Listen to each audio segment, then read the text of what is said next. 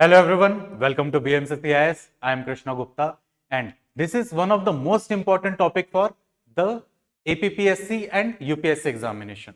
अगर हम टॉपिक की बात करें, if we talk about the topic, this is earthquake. Earthquake, every one of us have experienced at a certain period of time. हम सबने earthquake को कभी ना कभी experience किया है.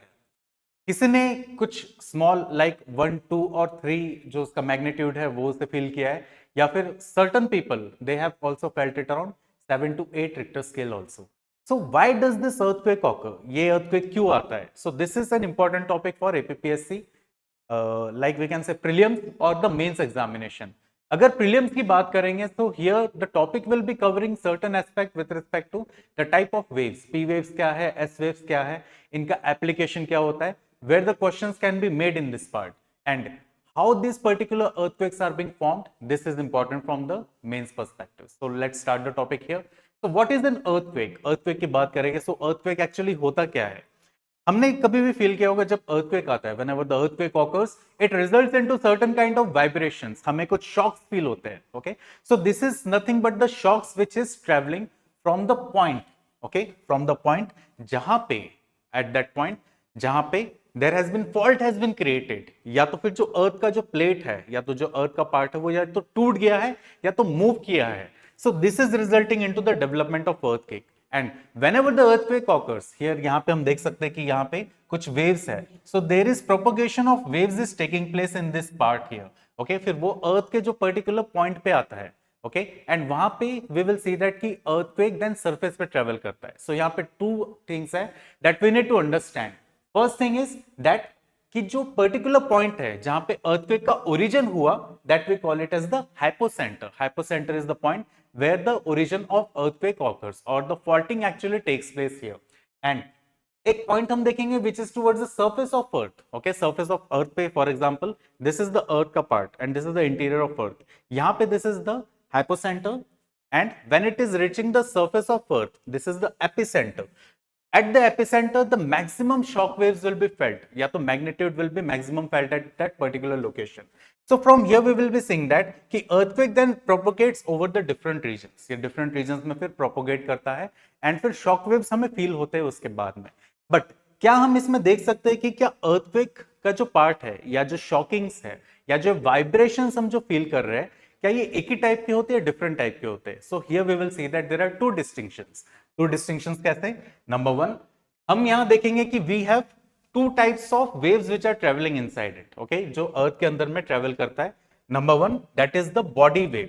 Okay, body wave that is consisting two parts, that is the P waves and S waves. And दूसरा होता है सरफेस वेव जो कि सरफेस पे ट्रेवल करता है. Okay, after reaching the surface it is now moving over the surface of earth, that is the surface wave. But P wave और S wave की बात करेंगे, so P wave it is very small, बहुत minute होता है. Okay, but ऐसा नहीं है कि पी वेव्स को हम फील नहीं कर सकते. We can feel this P wave on the basis of this we generate certain alarm system. Okay, जो अर्ली वार्निंग सिस्टम होता है it is based on this P wave system. S wave उससे थोड़ा ज्यादा vibration create करेगा. Okay, S wave ज्यादा vibration create करेगा. It becomes a basic part जहां पे थोड़े से शॉक्स फील होते हैं. बट मेजर डिस्ट्रक्शन अगर हम देखते हैं इस केस में, this major destruction it is bought down by the surface waves. Okay, surface wave से टैकल करता है. हम जो भी फील करते हैं, जो भी वेव्स हम फील करते हैं, those are the surface waves. When we look at this particular graph here, this is the seismograph. Okay, seismograph है. ये seismograph basically हम देखेंगे इस तरीके से होता है and it is basically performing this kind of motion and उससे ये particular pen यहाँ पे present है and this is generating this seismograph here. Okay, so this is an important part where we see that कि earthquake का जो waves generation है वो दो टाइप का होता है. Now इसको थोड़ा सा डीपली देखते हैं. When we talk about the P waves, so P waves हम देखेंगे कि this is also called as the perpendicular waves. Perpendicular waves की बात करेंगे, so they are basically moving in the form of compression and expansion. Compression and expansion. So this is the mode of movement of this particular P wave. P wave के बारे में आपको ध्यान रखना है कि this is moving in the form of compression and expansion. While हम जब S wave की बात करेंगे, this is moving in the form of parallel. यहाँ पे कभी भी मूवमेंट होगा तो जो भी मटेरियल है it is moving in the form of parallelly. Okay, parallel move करेगा. जैसे हम यहां देख सकते हैं, here we have expansion in this phase and here in this phase आप लाइंस देख सकते हैं. Lines are quite closely spaced here, so those are the compressed parts here. Okay, while हम एस वेव की जब बात करेंगे, so here we are saying that the complete material is getting up and the complete material is getting down. So this is the movement of the S wave. So यहाँ पे जो movement होगा, जो अर्थ का जो प्लेन है उसके हिसाब से this will be parallel movement in this case. So यहाँ पे पैरेलल मूवमेंट हो रहा है। तो this is the part of body wave, हम इसको देखेंगे, this is the part of the body waves here. जब हम बात करेंगे सरफेस वेव की, जब वहां पे एपिसेंटर के पास में जब वो वेव्स पहुंच गई है, so here motion will be taking place in two forms. Number one, that is the relic wave. Relic wave में हम देखेंगे यहाँ पे सर्कुलर मोशन होगा, there will be a circular motion inside this। तो because of this circular motion हम देखते हैं कि जो maximum जो impact होता है that is taking place here। and love waves के बारे में बात करेंगे, so there will be two parts। एक motion होगा towards the inside and दूसरा motion होगा towards the outside। so this motion is taking place like this here। therefore जो buildings गिर जाती है या फिर जो डैम्स का जो डिस्ट्रक्शन होता है, this is maximum impacted by the relic waves and the lobe waves। so these are two important waves which are part of the surface wave। ये पीटी के लिए बहुत ज्यादा इंपॉर्टेंट है, इसमें क्वेश्चन आ सकता है। ओके, सो इसको हम बहुत अच्छे से नोट डाउन करेंगे। नाउ इसके बाद हम देखते हैं कि टाइप्स ऑफ अर्थक्वेक्स क्या क्या हो सकते हैं, टाइप्स क्या क्या हो सकते हैं। फॉर एग्जांपल, क्या अर्थक्वेक्स सिर्फ नेचुरल होते हैं या तो ह्यूमन मेड भी हो सकते हैं। इस केस में वी हैव कि earthquakes can be generated naturally and after the modernization. Okay, modernization के बाद में देखा गया है कि earthquakes can also be human induced, ये human induced भी बन सकते हैं। तो नेचुरल की जब बात करेंगे, so first is the tectonic induce. Tectonic क्या, कि there is one plate, there is another plate, इन दोनों प्लेट के बीच में कुछ मोशन हुआ, या फिर ये प्लेट एक सिंगल प्लेट है, ये प्लेट टूट गई या डिस्प्लेस हो गई, तो this will result into the development of earthquake। वहां पे फॉल्ट फॉर्म होगा and this fault formation this will result into the earthquake formation.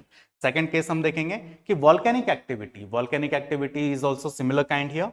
Volcanic activity में हम देखेंगे कि whenever there is magma present, magma जब यहाँ पे एक जगह बहुत ज्यादा इकट्ठा हो जाता है, when it is accumulated, it results into the shaking of earth when it is coming out from the vent, because magma it is quite viscous, बहुत गाढ़ा होता है, viscous होता है।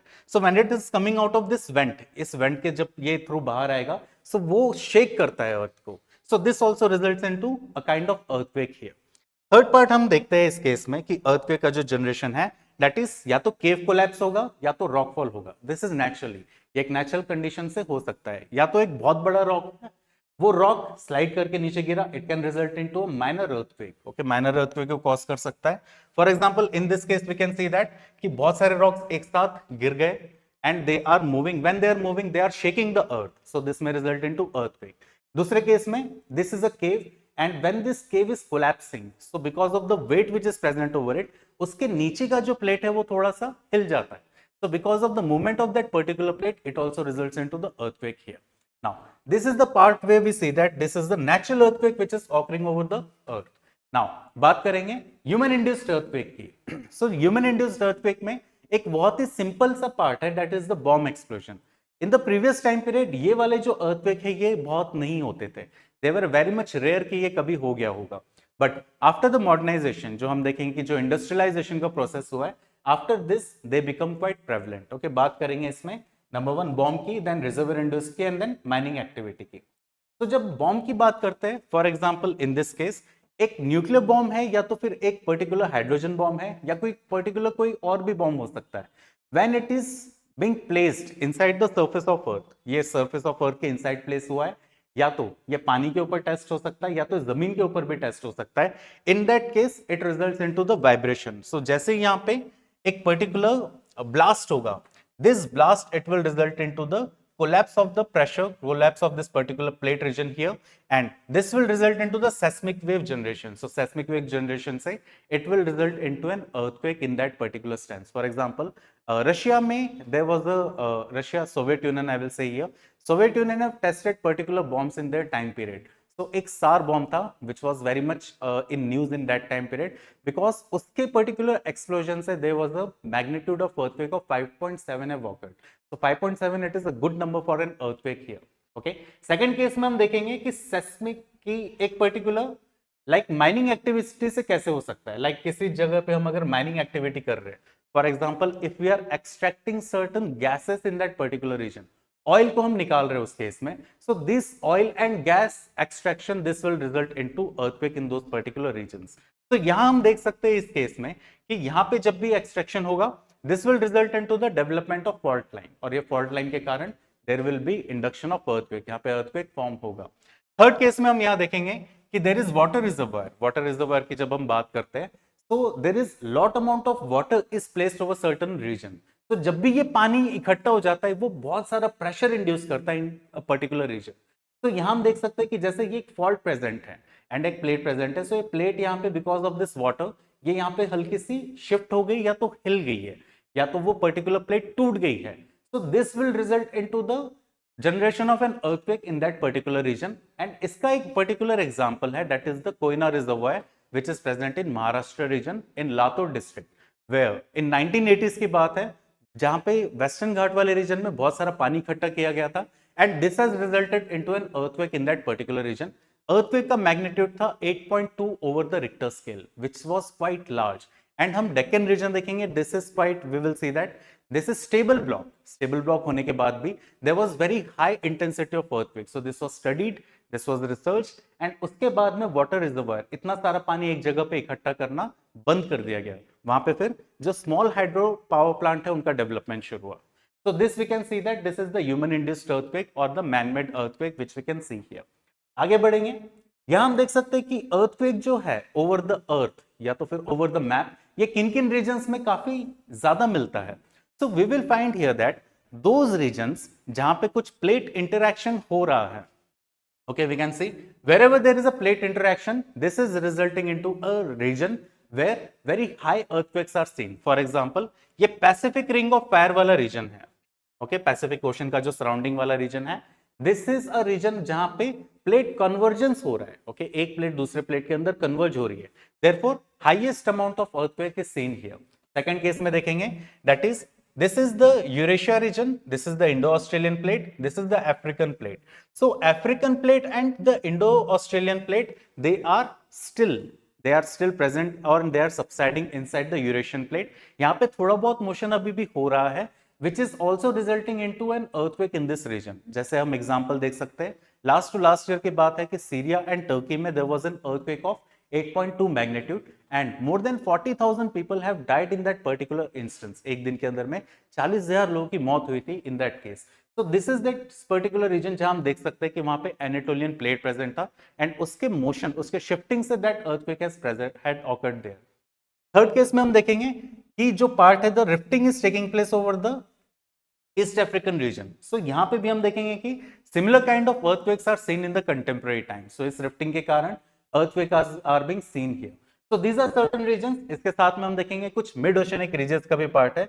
For example this mid Atlantic ridge, this is mid ocean Indian ocean ridge, okay. So these regions they are also resulting into the development of earthquake in those particular regions. For example यहां हम देख सकते हैं कि यहां पे divergent plate is present but still it is resulting into earthquake. बहुत ज्यादा वी कैन से दैट कि बहुत हेवी अर्थक्वेक नहीं है बट लाइटर अर्थक्वेक है, but still it is impacting the earth. Now यहां पे दो क्वेश्चन आते हैं कि can we predict an earthquake और can we forecast an earthquake. तो फोरकास्टिंग क्या होता है, जैसे वेदर फोरकास्टिंग होती है कि कल का वेदर इस तरीके से होगा, सनी होगा तो देयर विल बी टेम्परेचर इतना होगा, बारिश होगी तो बारिश इतनी होगी। So that is the forecasting part. Prediction क्या होगा कि कल बारिश हो सकती है।